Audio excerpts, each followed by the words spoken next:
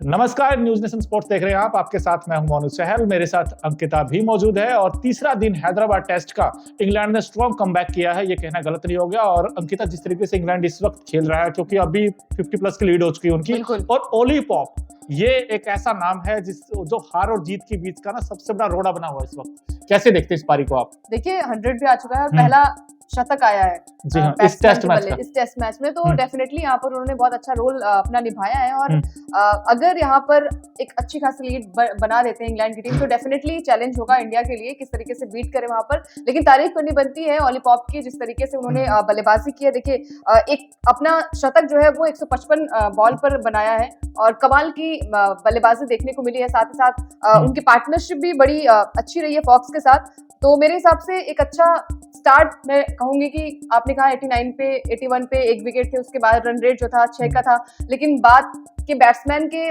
Wickets गिरते गए, लेकिन ये जो थे इन्होंने पारी को संभाला और एक अच्छा स्टार्ट दिया इंग्लैंड को। बिल्कुल। और ओली पॉप की अगर बैटिंग की आप देखें तो अब तक 102 रन बना चुके हैं वो, 10 चौके। यानी कि इस बैटिंग में ना आपको वो टेम्परामेंट दिखा, वो टेक्निक दिखी, वो फुटवर्क दिखा। और इंडिया में सबसे अच्छी बात है इन कंडीशंस में पिच पर कि जिस बैट्समैन के पास अच्छा फुटवर्क होगा, जिसके पास सॉलिड डिफेंस होगा।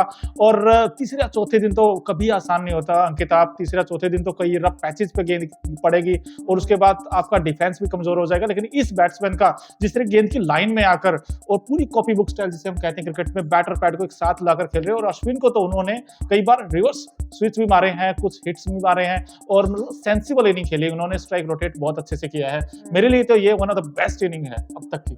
बिल्कुल, क्योंकि शतक मेरे हिसाब से किसी भी बैट्समैन के बल्ले से अभी तक निकला नहीं है और पहला शतक आ रहा है इस मैच का, तो डेफिनेटली एक अच्छा स्टार्ट भी दिया है, रोल बहुत अच्छा निभाया। और मेरा सवाल आपसे ये है कि आउट क्यों नहीं हो रहे हैं, कहाँ पे दिक्कतें आ रही हैं इंडियन बॉलर्स को? यार आउट इसलिए नहीं हो रहे क्योंकि वो गेंद की पिच तक पहुंचे हैं। कुछ बैट्समैन ऐसे जो गेंद की पिच तक नहीं पहुंचे थे। उन्होंने पिच को पढ़ लिया है और अगर आप एक अच्छा स्टार्ट देके और अच्छा खासा रन बनाते हो डेफिनेटली आप पिच को पढ़ लेते हो। और शायद गेंदबाजी जो है वो थोड़ी सी बार बार आउट करने की कोशिश हो रही है, अलग अलग तरीके से गेंद डाली जा रही है, लेकिन फिर भी यहाँ पर उन्हें आउट किया नहीं जा रहा है। और डेफिनेटली यहाँ पर अगर इसी तरीके से बल्लेबाजी होती रही तो शायद लीड अच्छी मिल जाएगी। और अंकिता एक समय ऐसा आ गया था जब बेन स्टोक्स आउट हुए थे तो उस समय बहुत तरीके से वो कहते हैं ना बैकफुट पे आ गई थी इंग्लैंड की टीम। लेकिन फिर बेन फॉक्स और ये आपके ओली पॉप दोनों ऐसे बैट्समैन हैं, ये जो साझेदारी हुई है इसमें समझदारी भी है क्योंकि सेंसिबल इनिंग है। चौका लगा, उसके बाद सिंगल ले लिया, दूसरे एंड पे चले गए, वो प्रेशर बिल्डअप नहीं होने दिया। और इंडिया में फंसता वही बैट्समैन है जो ज्यादा डॉट्स गेंद खेलता है, लेकिन इन्होंने डॉट्स नहीं खेले, इन्होंने बड़ी एक कमाल की पारी खेली है। और जिस तरीके बिल्डअप ये पारी हुई है,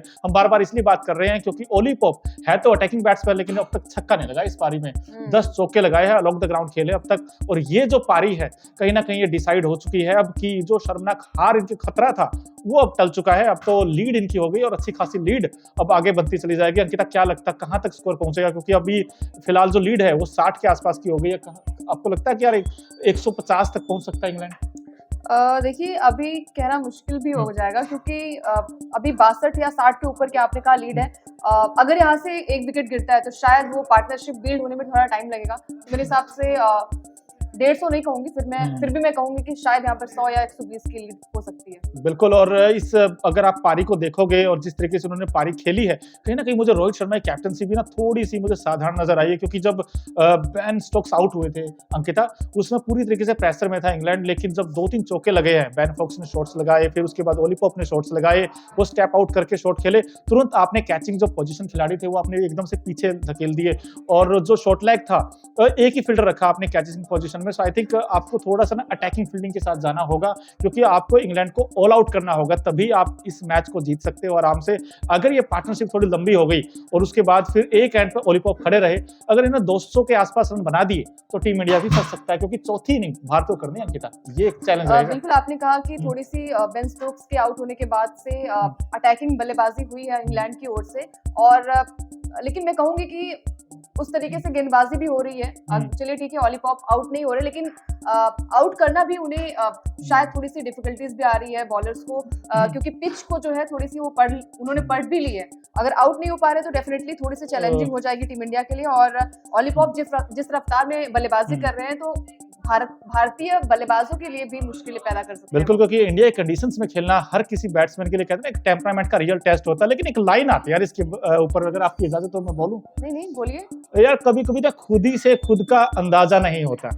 वाह, बाहर आने से पहले फूल भी ताजा नहीं होता। क्या बात है। कोशिशें करते रहो पॉलीपॉप साहब, किस्मत का बंद हमेशा दरवाजा नहीं होता। देखिए, यहाँ इंडिया में हर एक बैट्समैन के मन में यह हुआ रहता है कि स्पिन को कैसे टैकल करूं, लेकिन इस बैट्समैन ने दिखाया है कि आप जितना आप बैकफुट पे खेलो, क्रीज का डेप्थ का अच्छा यूज करोगे तो आपके रन आएंगे ही आएंगे, और क्या खूब रन आए हैं।